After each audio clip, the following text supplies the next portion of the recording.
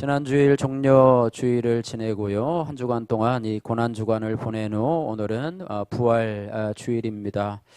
십자가에서 우리의 죄와 허물을 위해서 죽으신 주님께서 이제 죄와 사망 권세를 이기시고 부활하신 부활 주일입니다. 이 부활 주일이야말로 십자가와 더불어서 기독교의 핵심이고 또 사망과 무덤에 대한 생명의 완전한 승리를 의미하는 그런 날입니다. 고린도전서 15장 20절에서 22절 말씀을 보시면 이제 그리스도께서 죽은 자 가운데서 다시 살아나서 자는 자의 첫 열매가 되셨도다 이렇게 말씀하고 있습니다. 또한 아담으로 말미암아 모든 사람이 죽었으니 그리스도로 말미암아 모든 사람이 살리라 이렇게 했습니다. 55절 말씀에는 사망아 내가 이기는 것이 어디 있느냐, 사망아 내가 쏘는 것이 어디 있느냐 말씀하고 있습니다. 또한 부활주일은요, 진리의 최후적인 승리를 의미하고 있습니다. 예수님은 이 땅에서 진리를 선포하면서 비진리와 평생토록 싸우셨어요. 그래서 예수님이 스스로 나는 길이요 진리니라고 말씀하신 것처럼 허위와 외식으로 무장한 이 바리새인들과 서기관들과 더불어서 특별히 이들은 늘 안식일 문제로 또 성전 문제로 또 예수님을 책잡고 죽이려고 이 진리 되신 예수님과 늘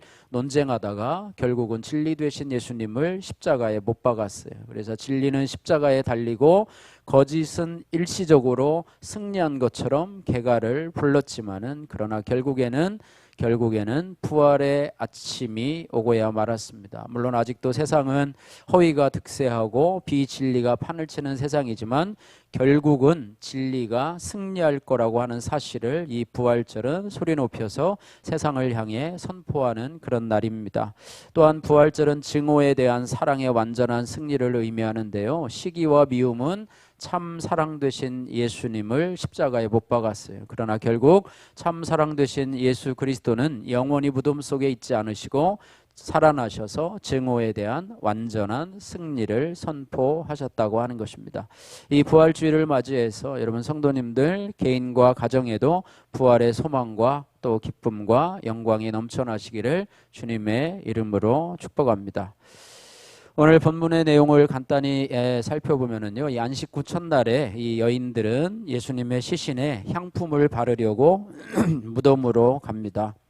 무덤 입구에 돌이 굴려진 것을 확인하고 안에 들어가자 흰 옷 입은 천사가 예수님께서 살아나셨다고 하고요. 또 그가 여인들에게 가서 제자들에게 예수님이 주신 말씀을 전하라 이렇게 하자 여인들은 몹시 놀라 무덤에서 도망하고 아무런 말도 하지 못한다는 내용이 오늘 본문의 말씀입니다. 그래서 오늘 본문 말씀을 중심으로 해서 부활의 주님을 만나보세요 라고 하는 제목으로 같이 은혜를 나누기를 원합니다. 부활하신 주님은 과연 어떤 분이시고 또 우리가 만나고 체험해야 할 부활의 주님은 어떤 분이신가, 그것을 알므로 인해서 우리가 그 부활의 주님을 직접 만나보기를 원합니다. 그래서 오늘 세 가지로 우리가 만나야 할 부활의 주님에 대해서 간단히 살펴보기를 원합니다.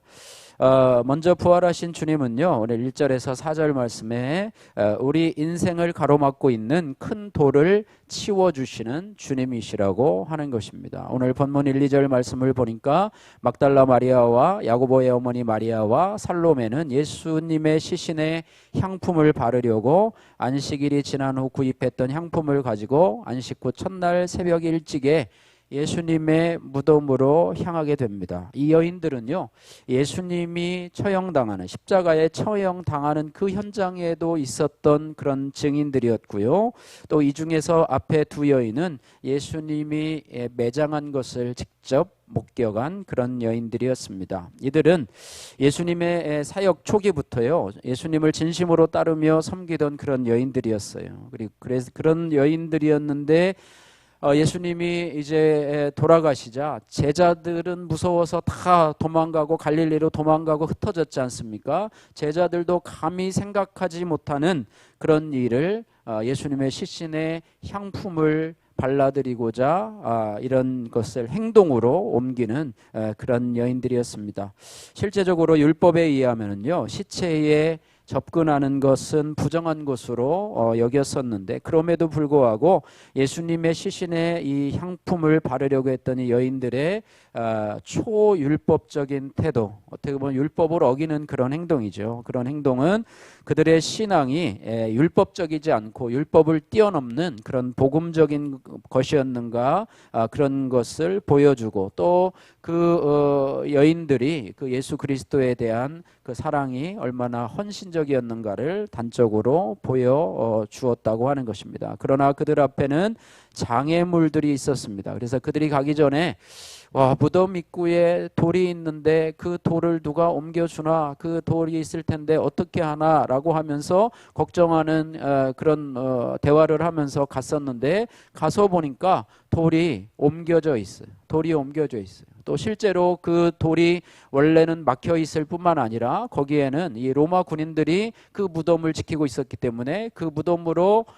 들어가서 예수님의 시신을 보는 것과 또 거기에 향품을 바른다고 하는 것은 실제적으로 불가능한 그런 일이었는데요. 이 여인들은 앞뒤 생각하지 않고 그저 그냥 되겠지 하는 마음으로 아마 앞뒤를 가리지 않고 미리 계산하지 않고 예수님의 있는 무덤으로 가게 되었는데, 그 돌들도 치워져 있었고 또 로마의 군인들도 없었는 것을 보게 된다라고 하는 거예요. 실제적으로요, 이 무덤을 막고 있는 돌을 굴려내는 것은요, 여인들에게는 커다란 난제로 등장하고 있습니다. 둥근 돌은 보통 경사진 통로에 놓여 있었기 때문에 그 돌을 굴려서 무덤의 출입구를 막는 것은 쉬운 일이었지만, 일단 한번 그곳에 놓여지게 되면은요, 다시 경사면 위로 끌어올리거나 또 그것이 놓여진 홈 밖으로 끌어내야 했기 때문에, 특별히 당시 무덤 입구를 막아놓은 돌은 폭이 약 2m 정도로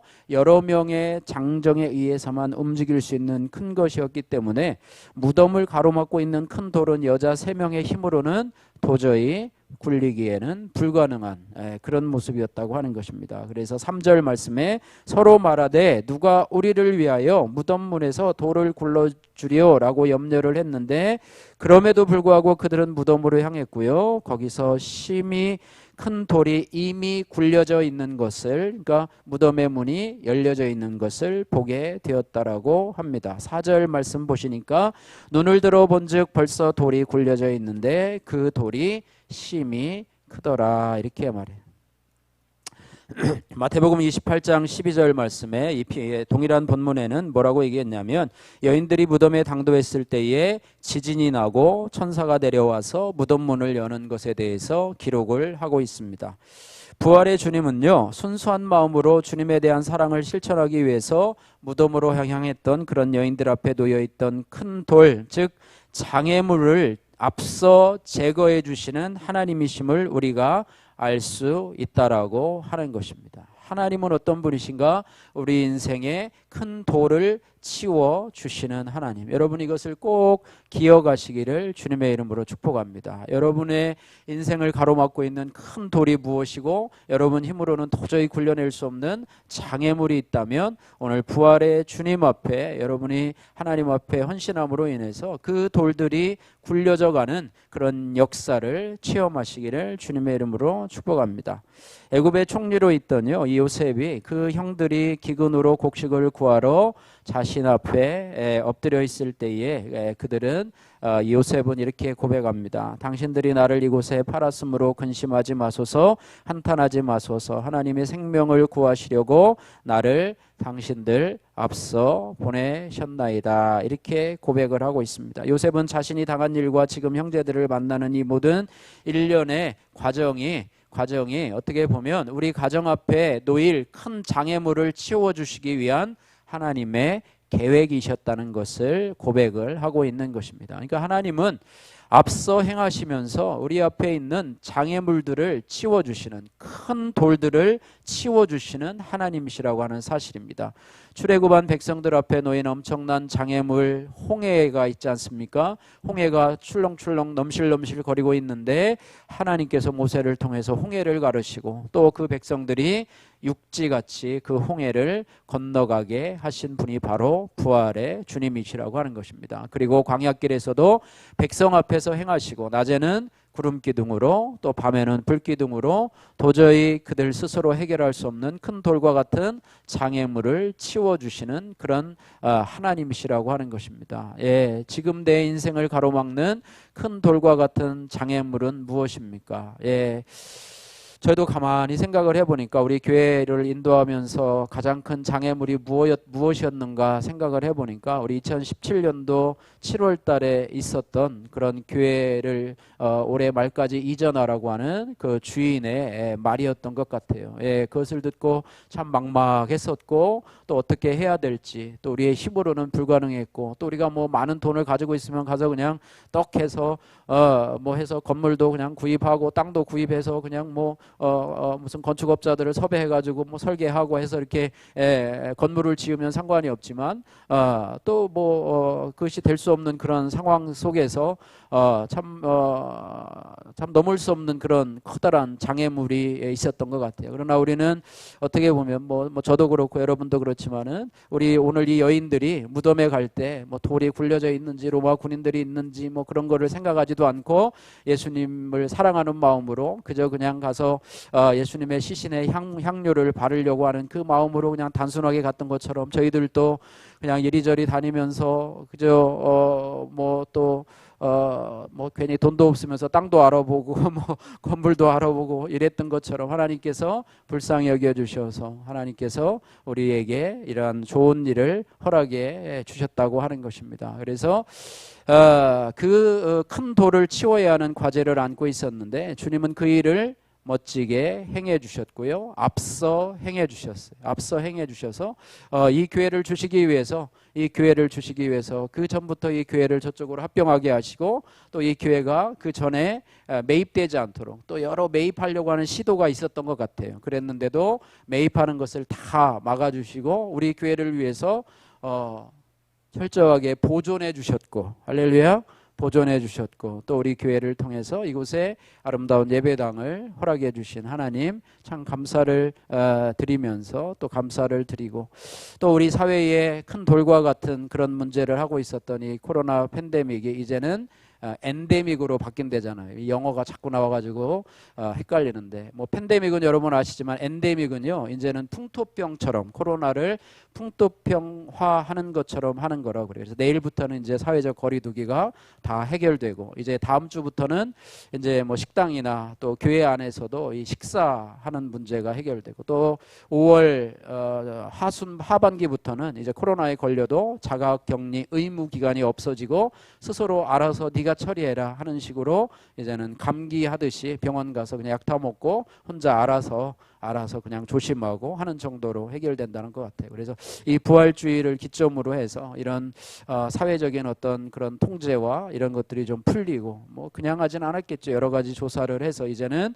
코로나를 2단계 이제 질병으로 이제 하락시키고 이렇게 하는 것을 볼 때 하나님께서 또 우리에게 은혜를 베풀어 주신 줄로 믿습니다.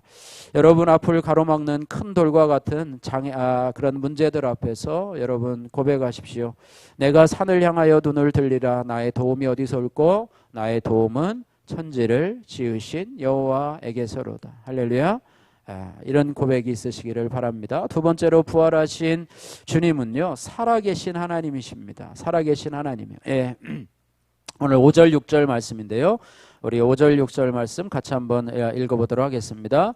무덤에 들어가서 흰옷을 입은 한 청년이 우편에 앉은 것을 보고 놀라매 청년이 이르되 놀라지 말라. 너희가 십자가에 못 박이신 나사렛 예수를 찾는구나.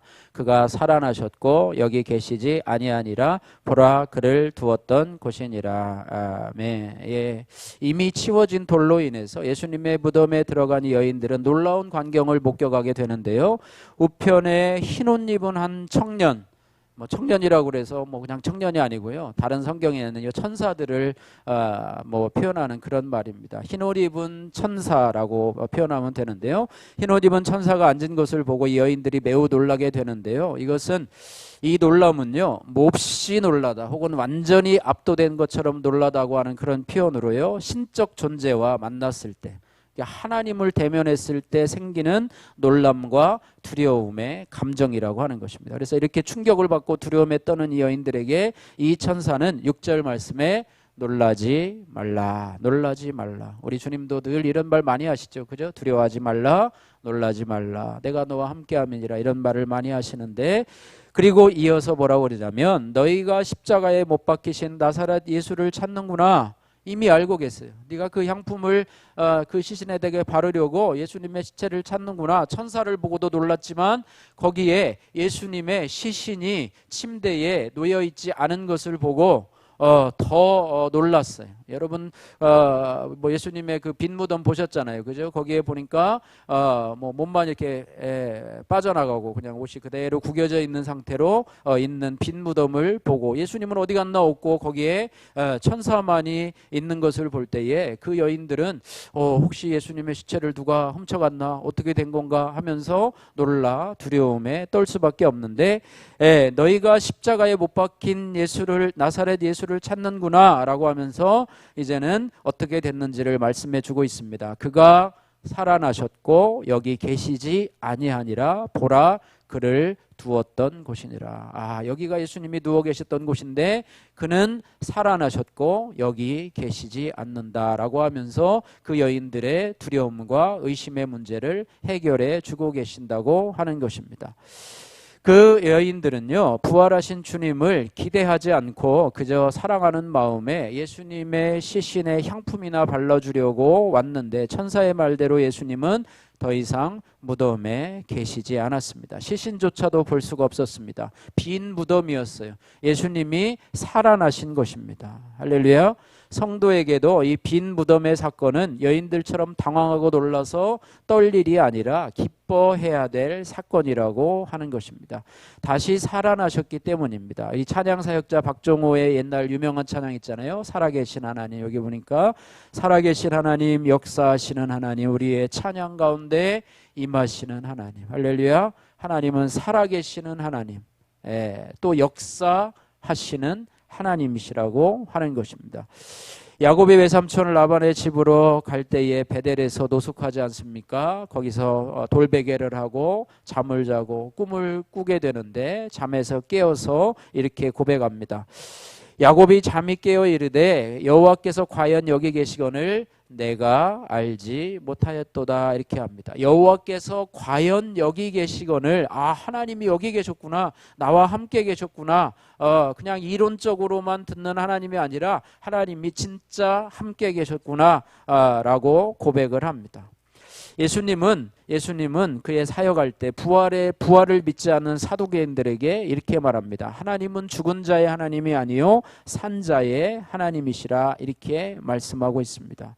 부활하신 하나님은요, 죽은 자 가운데서 다시 살아나셨을 뿐 아니라 승천하셔서 하나님 보좌 우편에 계시고 또 영원히 살아계시고 믿는 자에게 영원한 생명, 영생을 주시는 하나님이시라고 하는 것입니다. 성도는 죽은 하나님, 이론적인 하나님이 아니라 살아계시고 역사하시는 하나님을 만나고 또 만나는 과정을 반복해야 한다고 하는 거예요. 최초로 예수 믿을 때 한 번 만나고 그 다음에 천국에 가서 그 주님을 두 번째 만나는 것이 아니라 우리의 삶 속에서 매일매일 그 부활하셔서 살아계신 하나님을 만나야 된다라고 하는 것입니다.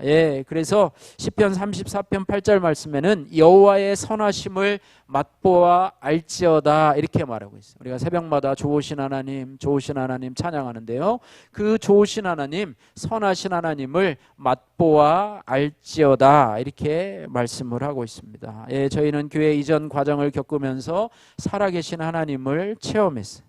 특히 말씀을 믿고 순종하고 따라갈 때 말씀 그대로 역사하시는 하나님을 체험하게 되었습니다. 우리 교회가 이전을 하면서 그 전부터 기도했던 오병이어의 말씀으로 저희들이 순종을 했고요. 또 하나는 이 사르밧 과부의 기적의 역사로 마지막 남은 떡 한 덩이를 엘리야 선지자에게 주고 이렇게 했을 때 그 집에 떡과 기름이 떨어지지 아니하는 것처럼 그 말씀에 순종하고 저희들이 이 한평 진양교회에 그동안 모았던 그런 성전 대지원금을 다 드리면서 말씀에 순종함으로 이 일이 이루어졌음을 우리가 고백하게 됩니다. 어떤 분들은 이런 말을 보면서 목사님 뭐 대단하십니다. 어떻게 성도도 적고 돈도 없는데 이렇게 이전했습니까? 하지만 우리가 한 것은요, 말씀을 듣고 말씀에 순종하고 또 여러분도 또 함께 또 동의해 주셔서 그 일을 순종해서 결국에는 이 일을 이루게 된 것이라고 하는 것입니다. 그래서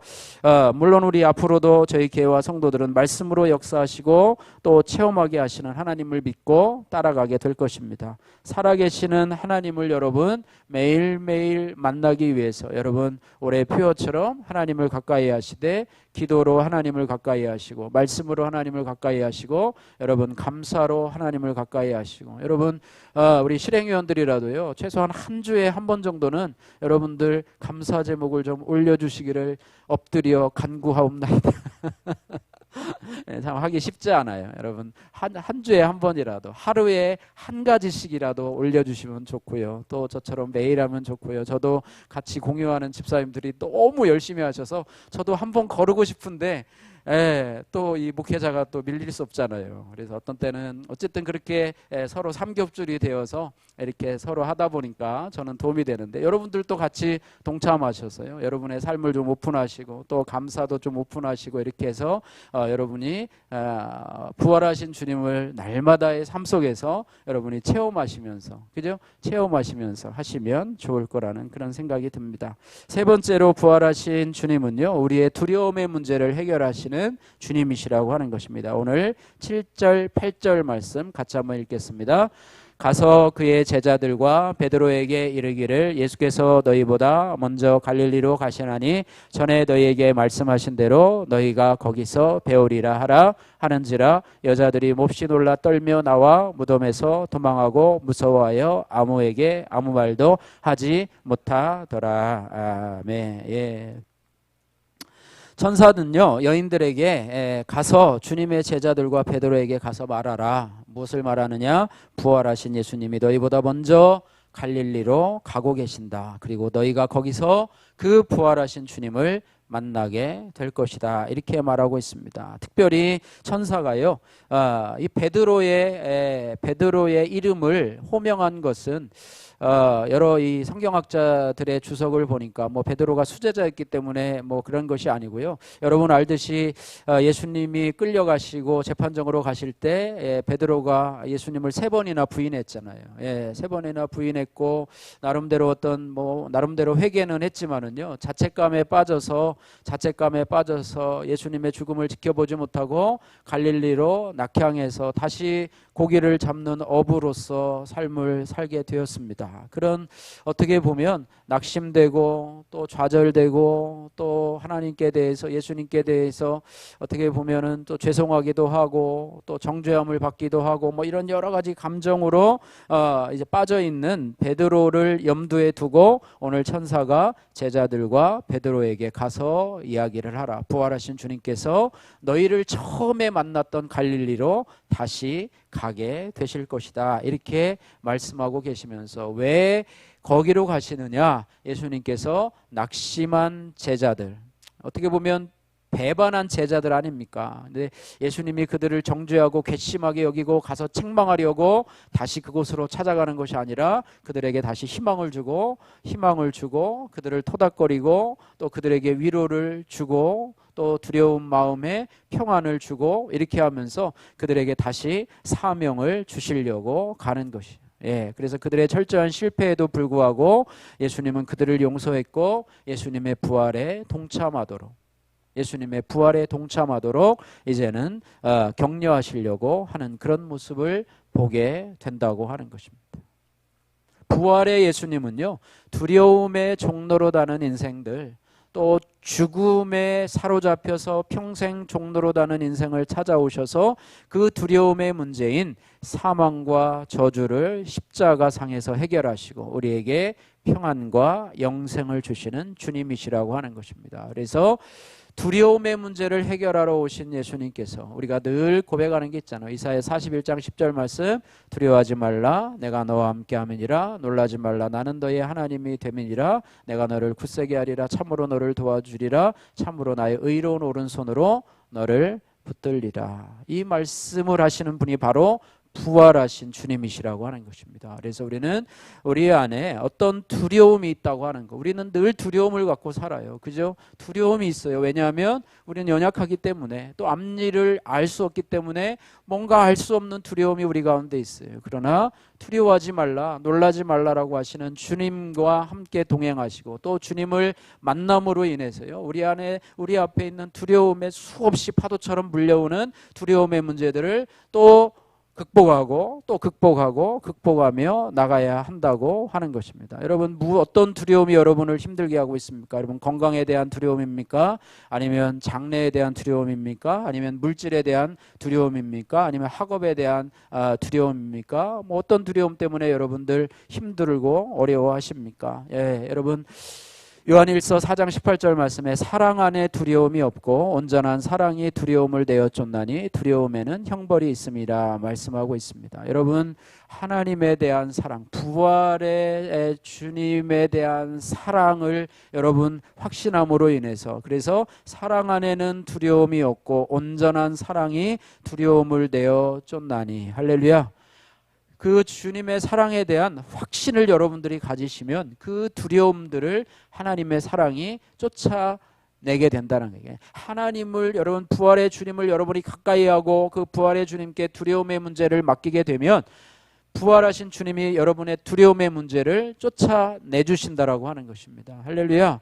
그래서 두려워하지 말라, 내가 너와 함께 함이라, 놀라지 말라 나는 내 하나님이 됨이니라 라고 말씀하면서, 그거는 성경의 인물들에게만 하는 것이 아니라 저와 여러분들에게도 동일하게 주시는 말씀이라고 하는 거예요. 이 말씀은요, 우리가 늘 무슨 큰일을 당할 때만 암송하는 것이 아니라 우리 하루를 시작하면서도 두려워하지 말라, 내가 너와 함께 함이라, 놀라지 말라 나는 내 하나님이 됨이니라 라고 하면서 내가 너희에게 평강을 주겠다. 하늘이 주는 평강을 주겠다. 세상이 주는 평강이 아니라 하늘이 주는 평강을 주겠다라고 말씀하고 있습니다. 날마다 찾아오는 두려움 앞에서 여러분, 두려움에 사로잡히지 말고, 두려움 때문에 두려워하지 말고, 어떤 종류의 두려움이 우리에게 오든지 간에 매일매일 우리가 온전한 부활의 주님의 사랑을 믿고 신뢰하며 그 두려움을 쫓아내고 지배하고 다스리시기를 주님의 이름으로 축복합니다.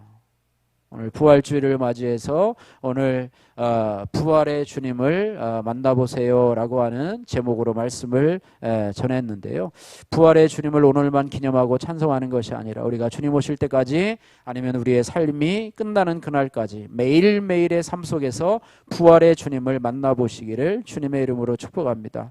그저 교회만 왔다 갔다 하는 인생이 아니라요, 다시 살아나셨을 뿐만 아니라 영원히 살아계셔서 우리의 삶을 인도하시며 내 인생을 가로막고 있는 큰 돌을 치워주시기를 기뻐하시는 부활의 주님을 여러분 체험하시기를 바라고요. 또한 죽으신 하나님이 아니라 살아계셔서 나의 삶 속에 역사하신 하나님을 만나보시기를 바라고요. 또 내 삶의 두려움의 문제를 해결해 주시고 평강과 영생을 주시는 하나님을 늘 체험하시면서 부활의 기쁨과 소망으로 살아가시기를 주님의 이름으로 축복합니다. 그 부활의 주님이 여러분 안에 계셔서 여러분이 그 주님을 영접할 뿐만 아니라 여러분 안에 계시는 부활의 주님으로 인해서 여러분의 삶에 낙담되고 좌절되고 두려움 가운데, 염려 가운데 있던 문제들을 해결하고 정말로 부활의 기쁨으로, 소망으로, 즐거움으로 살아가실 뿐만 아니라 여러분 주위에서 큰 돌의 문제로 염려하고 걱정하고 또 두려움 속에 빠져 있고 하나님을 죽은 자의 하나님으로 여기는 자들에게 여러분의 부활의 소망을 전할 수 있는 복음의 증인으로서 삶을 살아가시는 여러분들 되시기를 주님의 이름으로 축복합니다.